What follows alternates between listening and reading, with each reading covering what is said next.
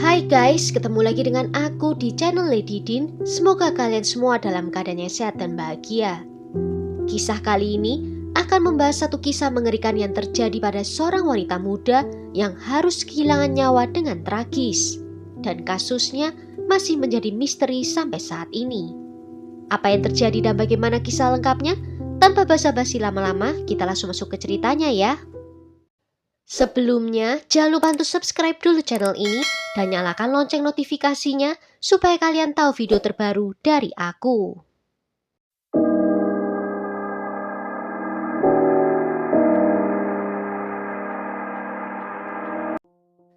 Dana Mary Ireland lahir pada tanggal 12 Desember 1968 di Fort Belvoir, Fairfax County, Virginia, Amerika Serikat.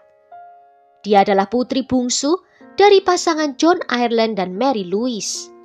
Dia memiliki satu saudara perempuan bernama Sandra yang berusia 7 tahun lebih tua daripada dia. Pada tahun 1991, Dana saat itu berusia 23 tahun. Dia dan orang tuanya pergi mengunjungi saudara perempuannya yang tinggal di Hawaii. Dan di sore hari, di tanggal 24 Desember, Dana meminjam sepeda kakaknya untuk pergi jalan-jalan. Sekitar di sore hari, ada seorang wanita yang menemukan sepatu, sepeda, dan segumpal rambut pirang di pinggir jalan. Tetapi pemilik sepeda tidak ditemukan. Dari penampakannya, sepeda itu terlihat jelas kalau habis tertabrak mobil. Benturannya sangat kuat sehingga membuat kedua roda, setir, serta jok terlepas sama sekali. Dan 8 km dari tempat sepeda itu, seorang wanita muda ditemukan dalam keadaan masih hidup dengan luka parah di bagian tubuh dan juga kepalanya. Namun dia tidak berbusana dari pinggang ke bawah. Sehingga disimpulkan setelah tertabrak, dia juga mengalami pelecehan seksual. Kurangnya akses telepon di daerah itu menyebabkan penundaan dalam mendapatkan pertolongan. Staf medis dari kepolisian dan juga pemadam kebakaran sibuk dengan kasus-kasus lainnya. Namun juga ada kesalahan dari operator yang menyebabkan penundaan selama 34 menit. Petugas operator yang menerima telepon memberikan alamat yang salah di mana mereka menemukan wanita muda itu, yang menyebabkan hilangnya waktu yang berharga. Sehingga ambulans baru tiba 2 jam setelahnya. Ambulans baru tiba di rumah sakit di sekitar pukul 8 malam. Saat itu orang tua Dana sudah berada di sana untuk mencari putri mereka yang sepedanya rusak tergeletak di pinggir jalan. Dokter berjuang untuk hidup Dana selama 4,5 jam di ruang operasi. Tetapi sayangnya mereka tidak bisa menyelamatkannya. Dana dinyatakan meninggal pada pukul 12 lebih 25 menit di dini hari dengan penyebab resmi kematiannya adalah karena kehilangan banyak darah akibat luka traumatis yang luas di kepala, panggul, dan juga perutnya. Keluarga Dana pulang ke rumah dengan mengira kalau putri mereka tewas karena tertabrak mobil. Mereka baru mengetahui yang sebenarnya setelah mendengar berita di radio dan kemudian menanyakannya kepada polisi. Kematian Dana mengubah hidup mereka secara permanen dan mereka dihadapkan dalam penantian bertahun-tahun dalam mencari tersangka. Polisi menemukan sebuah kaos yang penuh bersimbah darah di TKP. Penyelidik juga menemukan barang bukti lainnya dengan bekas air mani.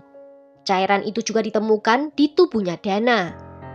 Adanya bekas gigitan di tubuhnya juga merupakan petunjuk potensial karena terlihat seperti gigi dari orang yang menyerangnya.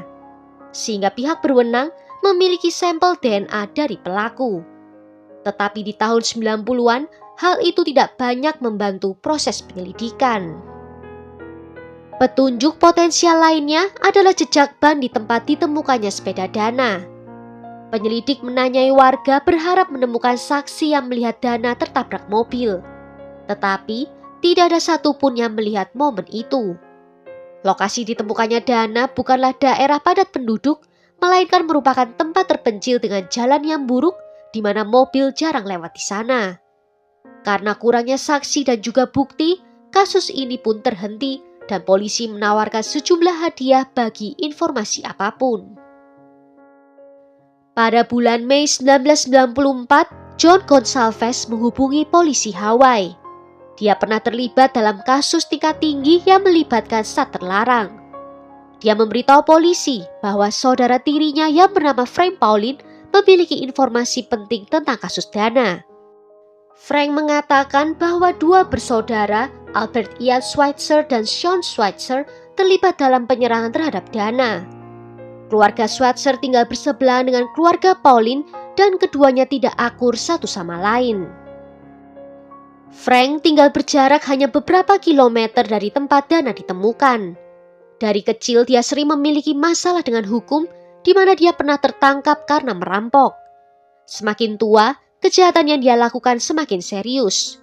Dan 2 tahun setelah kematian Dana, Frank dijatuhi hukuman 10 tahun karena pelecehan dan juga perampokan. Frank akan memberitahu pada polisi informasinya dengan imbalan agar hukumannya akan mendapatkan keringanan. Frank menyatakan bahwa dia ada di sana ketika dua saudara itu menyerang Dana. Mereka menabrak Dana, memasukkannya ke dalam bagasi dan membawanya ke suatu lokasi lain. Polisi dengan segera menjadikan Ian, Sean, dan Frank sebagai tersangka utama. Penyelidik menginterogasi Frank selama 90 menit, di mana penyelidik meminta rincian tentang hari penyerangan terhadap Dana karena dia mengaku hadir selama penyerangan itu terjadi. Frank memberitahu penyelidik bahwa Schweitzer bersaudara saat itu menjemputnya di rumahnya pada tanggal 24 Desember 1991. Ian yang mengemudikan mobil itu dan mereka bertiga pergi untuk membeli zat terlarang. Dalam perjalanan mereka menabrak Dana dan setelahnya Schweitzer bersaudara mengangkat Dana, memasukkannya ke dalam bagasi mobil dan terus pergi mengemudi.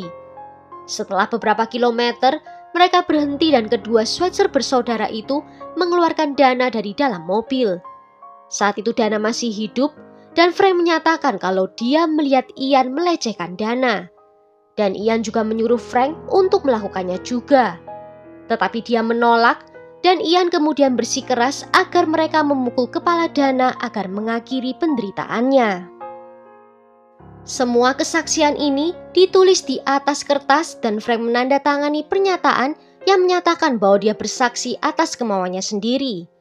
Setelah Frank mulai bekerja sama dengan polisi, dia pun mendapatkan banyak keuntungan. Frank juga dibawa ke TKP di mana dia merekonstruksi kejahatan tersebut dan menunjukkan kepada penyelidik tempat-tempat yang dia sebutkan sebelumnya. Sebenarnya dari awal, penyelidik tidak mempercayai ceritanya Frank. Karena saat dia dibawa ke TKP, dia tidak bisa menunjukkan dengan tepat lokasi penyerangan dan lokasi penemuan tubuhnya Dana. Dan surat pernyataan yang ditandatanganinya itu yang membuat dia menjadi terdakwa. Namun, 2 tahun kemudian Frank mencabut ceritanya dengan mengatakan bahwa dia hanya mengarang cerita itu. Karena saudara tirinya memintanya untuk membantunya untuk bisa menghindari hukuman penjara. Dia mengklaim bahwa dia tidak pernah melihat penyerangan yang terjadi. Pada tanggal 30 Juli 1997, Frank didakwa sebagai kontributor dari air mani pria yang belum teridentifikasi.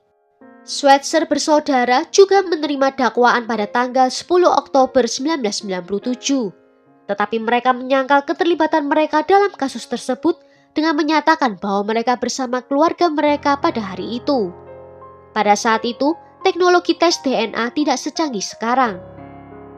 Tak lama setelah penangkapan, pihak berwenang mengumpulkan sampel DNA dari Frank dan juga Schweitzer bersaudara.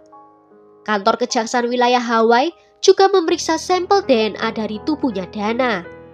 Polisi terkejut ketika mereka menerima laporan yang mengatakan bahwa DNA Frank dan Schweitzer bersaudara tidak cocok dengan DNA yang ada di tubuhnya korban.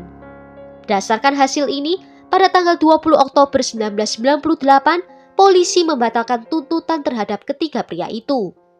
Bukti lain juga tidak menunjuk pada ketiga pria tersebut, yaitu gigi Schweitzer bersaudara dan Frank yang tidak sesuai dengan bekas gigitan di dadanya korban. Polisi juga tidak menemukan jejak darah atau rambut Dana di dalam mobil Ian. Penyelidikan mendapatkan tekanan dari keluarga Dana, masyarakat, dan pers yang berperan dalam perkembangan lebih lanjut. Albert Ian Schweitzer, satu-satunya catatan kriminal yang dia miliki adalah terkait dengan pelanggaran lalu lintas. Sedangkan adiknya, Swan Schweitzer, pernah didakwa dengan penyerangan karena menyentuh seorang gadis secara tidak pantas.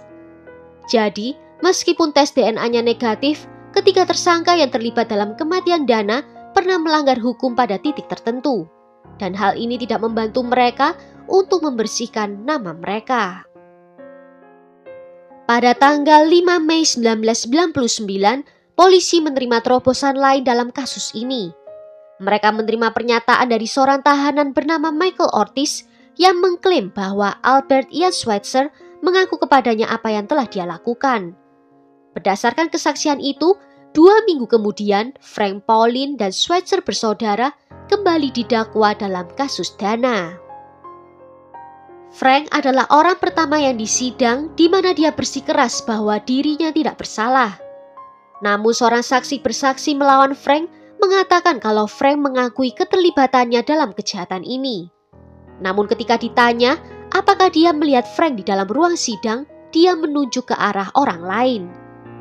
Juri juga melihat barang bukti seperti adanya celana dalam, celana pendek, sepeda Dana dan kaos yang ditemukan dari tempat kejadian. Tidak satu pun dari barang-barang itu memiliki DNA dari para terdakwa. Untuk menyiasati kurangnya bukti ilmiah, wakil jaksa bersikeras bahwa kaos yang berlumuran darah Dana adalah milik dari Frank. Namun pengacaranya memprotes dengan mengatakan bahwa kaos tersebut terlalu kecil untuk kliennya. Namun juri menemukan bahwa bukti dan asumsi yang disajikan di persidangan cukup untuk menghukum Frank. Dan Frank pun dinyatakan bersalah dan dijatuhi hukuman 180 tahun di penjara. Sedangkan Ian mendapatkan tawaran dari jaksa untuk mengajukan pembelaan kesepakatan. Namun dia menolaknya dan terus bersikeras bahwa dirinya tidak bersalah.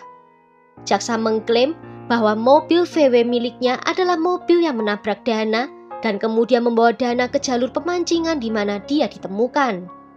Namun ada fakta lain, yaitu ada saksi mata yang melihat mobil lain berupa truk pick-up saat itu. Juga Schweitzer bersaudara memiliki alibi saat kejahatan itu terjadi, dan keterangan ini tidak pernah ditampilkan di persidangan. Sedangkan mobil yang diklaim dinaiki oleh Frank itu baru dibeli oleh Ian 2 bulan setelah kematian Dana. Pada akhirnya Ian dinyatakan bersalah dan dijatuhi hukuman 130 tahun di penjara. Setelah melihat kakak laki-lakinya dihukum lama, adiknya Sean mengambil kesepakatan pembelaan. Dia mengaku bersalah atas tuduhan penculikan dan perampasan nyawa yang tidak disengaja. Bagian dari kesepakatan dengan kantor kejaksaan adalah bahwa Sean harus menuduh saudaranya dan juga Frank atas kematian Dana. Dia juga diharuskan untuk melakukan tes poligraf untuk menunjukkan bahwa dia jujur ketika mengakui kejahatannya. Pada tanggal 24 Maret tahun 2000, Sean menjalani pemeriksaan poligraf dan dia dinyatakan tidak lulus dalam tes itu. Dia masih menerima tawaran untuk mengambil kesepakatan pembelaan.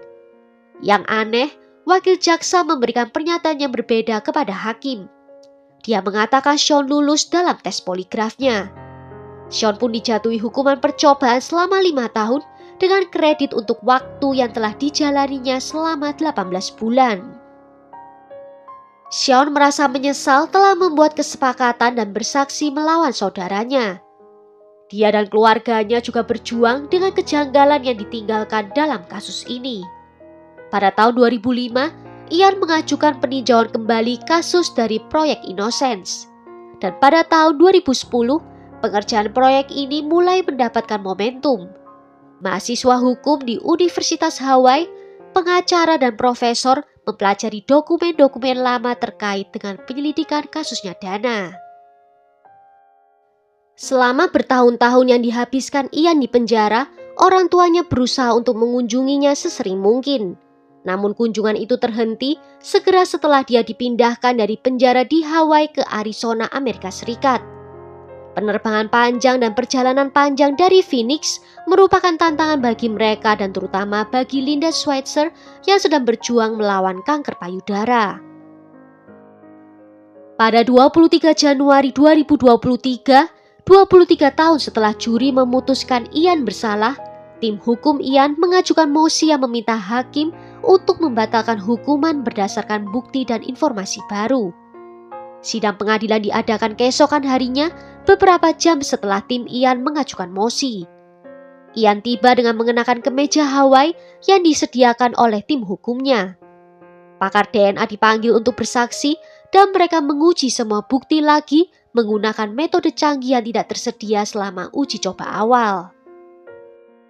Menggunakan teknologi modern, ahli DNA bersaksi bahwa DNA yang ditemukan adalah memang milik seorang pria, tetapi orang tersebut bukanlah Frank atau salah satu dari Schweitzer bersaudara. DNA itu sudah dimasukkan ke dalam pencarian database nasional, namun hasilnya nihil. Seorang ahli tapak ban juga memberikan kesaksian. Dia mengklaim bahwa mobil Ian tidak mungkin meninggalkan jejak yang ditemukan di TKP. Menurut pendapatnya, kendaraannya harus lebih besar seperti truk SUV atau van yang meninggalkan jejak tersebut. Pada tanggal 24 Januari 2023, hakim mengumumkan putusannya di mana bukti baru yang ditampilkan membuat juri mengambil keputusan berbeda. Oleh karena itu, hukuman terhadap Ian Schweitzer dengan ini dihapuskan dan dia akan segera dibebaskan dari dalam tahanan. Setelah terbebas dari borgol, Ian pertama-tama memeluk pengacaranya dan kemudian anggota keluarganya, yang beberapa di antaranya tidak dia temui selama beberapa dekade. Ian mengatakan dia mengalami kesulitan untuk menyesuaikan diri dengan kehidupan di luar tembok penjara, terutama di bidang teknologi. Dia juga berjuang dengan kecemasan hampir sepanjang hari. Ian berhak untuk mendapatkan kompensasi atas hukuman penjara yang salah, di mana dia akan menerima $50.000 Amerika untuk setiap tahun yang dia habiskan di dalam penjara.